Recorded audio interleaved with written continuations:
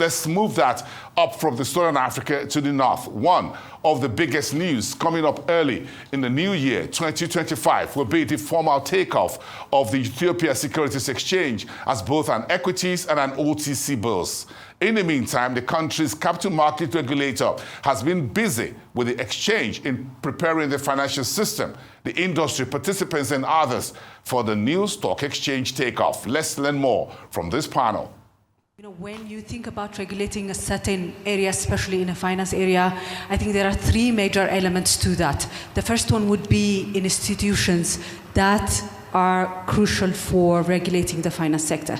The second would be putting in place the necessary regulatory frameworks in place so that the regulator have a reference and, of course, to make sure that rule of law stands. As you might, some of you might be well aware, I'm from the Ministry of Justice, so rule of law is really keen to my heart, so we want to make sure that. The third one would be having technology and infrastructures in place. In terms of that, we have had a lot of milestones since the establishment of Ethiopian Capital Market Authority with proclamation number 1248, 2021, which is highest resource in Ethiopia's calendar. I'm sure most of you are by now well aware that we have our own calendar. So that's the start of a regulation of capital market in Ethiopia. So the first task would be establishing the Capital Market Authority with a clear objective and identifying its unique corner of regulation. There are different regulators. For example, I can give you an example. For example, in the financial sector, in the banking sector, we have the National Bank of Ethiopia, which have its own regulatory powers regarding the financial sector. So one of the exercises, the most exercises we have done was identifying the unique regulatory corner for Ethiopian Capital Market Authority, particularly in the issuance and trading of securities. That's what we've done. Apart from Ethiopian Capital Market Authority, proclamation number 1248 introduces three more institutions for the proper functioning of Ethiopian capital market in Ethiopia. The first one would be Ethiopian Securities Exchange, which is headed by Dr. Tselahun now. And the other one would be Administrative Tribunal. We have a judge here, Mr. Abinet, and we have also the clearing and settlement side of it. So these four necessary institutions have been established by the proclamation. So as you can see, most, if not all of the institutions are ready and operationalized. And ISEME, or the authority, has also been working on extensively on capacity building of internal staff, this organization, institutions I have mentioned, and the broader market as well. Ethiopian capital market has four major objectives put into the proclamation. The first three are mostly align with international standards, and other jurisdictions have also these three objectives.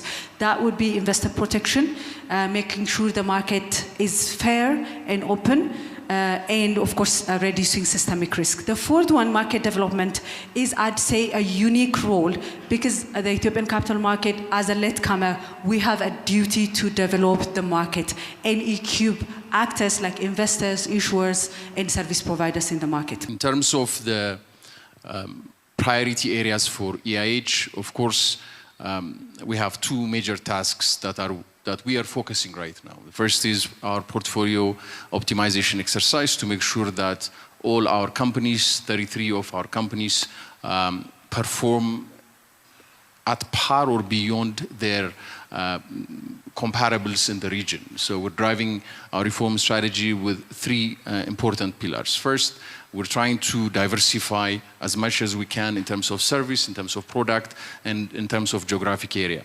Second, we want all our SOEs to be the driving force in terms of economic change in our country. And third, we need to deliver. We need to deliver in terms of paying dividend to Ministry of Finance, in terms of generating foreign currency, new foreign currency source, all of these SOEs being a new source. And then also deliver in terms of our commitment that the share and contribution of our SOEs in terms of the overall economic activity will expand. In order to do that, obviously tapping into the capital market will be a priority. That's why Ethio Telecom started with the 10% offering, and we have identified, as you know, 5 other state-owned enterprises to be potentially listed, and we're working with wonderful support of the World Bank team in the past, identifying 5 companies. So in general, for us, the first task is identifying the equity story of all these SOEs. Is there a reason for them to be listed? Is debt finance the most appropriate structure in terms of issuing corporate bond, or is it better to list a certain amount of equity in these markets and then raise capital from domestic and international investors? So we're looking at all of that, but it fits rightly in terms of the overall homegrown economic reform agenda, which is we need to bring in as much private sector participation in our economic development. And then, as you know, our SOEs have a significant role in driving economic growth. So how do we balance that? What's the right role? What's the purpose of each SOEs in terms of their mandate in delivering commercial return, but at the same time, their public service obligation. So it aligns perfectly with that agenda. We continue to look at the market's development, the exchange launch, and offer additional companies to be listed. We're already having a conversation internally which companies should be a priority, but you should expect more from EIH in terms of listing companies. The second aspect is obviously investment. We're very active in terms of looking at new investment. We put ourselves as a de-risking partner for any foreign investor that's coming to Ethiopia. Our investment with Topan Gravity, I'm sure you've seen their stand outside. Ethiopia had a problem. We've been securing our passports from abroad, and we've discovered that during COVID, we are not a priority. Even if we want to pay, we're not a priority. So it became an access issue. So what EIH team has done is secured, identified one of the top passport printing companies, brought them in Ethiopia, partnered with EIH, and now we're in the process of building a secure printing facility in Ethiopia, and this is the role of EIH. Now, our share in this company is 49% with all of other SOEs that participated.